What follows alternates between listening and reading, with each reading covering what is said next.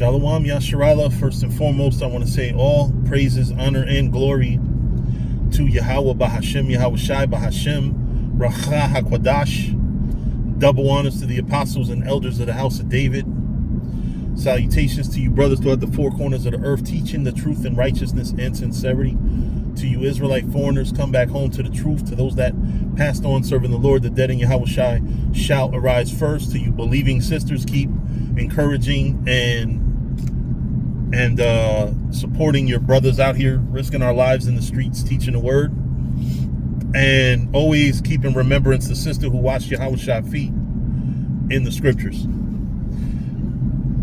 I want to talk to y'all about, I want to warn y'all that we are in very violent times. And when I say that we're risking our lives, you know, everybody only usually people point at camp and say that's when we're risking our lives. We're really risking our lives in a lot of different ways, a lot of different times. See, by our work out in the street, we're letting you see that there's a face to this ministry. There's faces. You see the people that are out there preaching the word of God.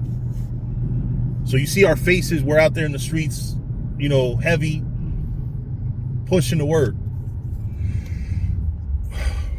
What nobody pays attention to is when you're on the humble. When you're not in a garment, but people still recognize your face, or your voice might sound familiar to somebody. And people see us. We don't see them all the time, especially with this YouTube thing. See, a lot of you brothers glorify YouTube like it's a great thing, which it is. It's great to teach the word and get the word out. But let's not forget, YouTube gives people the advantage to see you and you don't see them. See, I don't know who's the 2 or 3 people that watch my videos. I don't know who's the 2 or 3 people that watch all my videos. Like, some of my videos, most of my videos don't even get 10 views, and that's fine. Or some of my videos might get 100 views in reality, but YouTube doesn't count them because they want to, you know, they don't want the people that's saying the right things to be heard, and that's fine too. However, you know, you brothers out here that are out there pushing the word, you're risking your life in more ways than one, because you have people that hate you from the rip, that are against what we teach. And then you have people that used to be with us. See, nobody looks at the ex-members of all y'all camps or all us camps and says, yo, them niggas are dangerous too. Nobody says that. Nobody bothers with the danger that's associated with telling a brother, you cannot labor with us anymore. That's dangerous too. And I'm going to tell y'all, some of them are going to be some of the same motherfuckers that come at us, try to shoot us and stab us, jump us.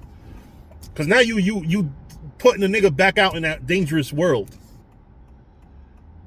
And now that's a nigga who looks at you now as, oh, he's the reason why I'm not laboring.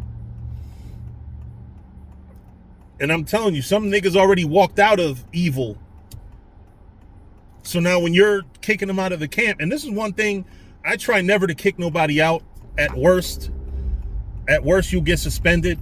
I mean, you have to really, really become a person that you got to be borderline dangerous to do the work with for me to put you all the way out. But we can't have that. We have to be very careful when we go out there in the streets and we teach the word to these people. And also, you got to be very careful for the people that left the church or got kicked out, because those motherfuckers will be the ones that come back and try to hurt you. And these last days, you got to be very circumspect. I'm telling y'all, you don't know what the fuck. I've been threatened by ex-members of Men of Valor, let alone other men that left other camps that I was part of. I've been threatened by ex-members of this camp.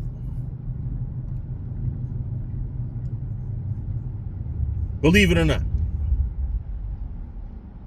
As kind as I try to be, you got men that don't look at me as a kind brother. You got brothers that look at me like I'm part of the reason why they're not part of Men of Valor. Oh, because of me, you got kicked out. It wasn't your fucking smoking weed habit. It wasn't your being out of order and disrespectful to brothers.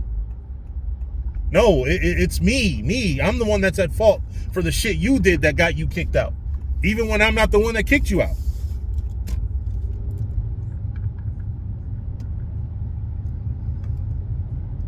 So even me, I gotta watch my back. And when I say I gotta watch it's not just going to camp. No, I done had brothers over the crib.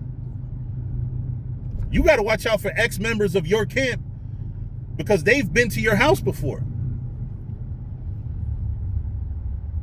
So you don't know what's waiting for you sometimes at home.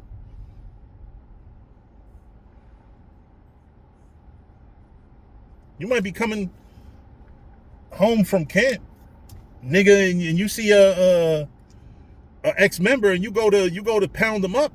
Pause. You think that it's a friendly visit? Nah, that nigga's trying to kill you.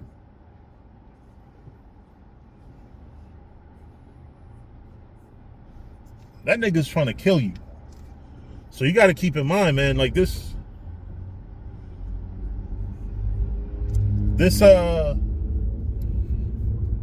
truth is more dangerous than what y'all are giving it credit for. You think you're just out at camp risking your life. Somebody might walk by the camp and hurt you. No, you might be by yourself coming home from work, coming out of your job. Remember, these people know where you work, know what you do. So be very careful, be very circumspect. Come out your house like you're the fucking enemy of the state. Because you don't know. You are literally an enemy to most of the world. 2/3 of Israel, you're an enemy to. Just your people alone, 2/3 of them, you're an enemy to. You might be an enemy to other 1/3. You might be an enemy without knowing, like, oh, you know the drama that we have in Israel. You might have other brothers that are good brothers that you beefing with just because some disagreement. Let alone the rest of the world. All the heathens are your enemy.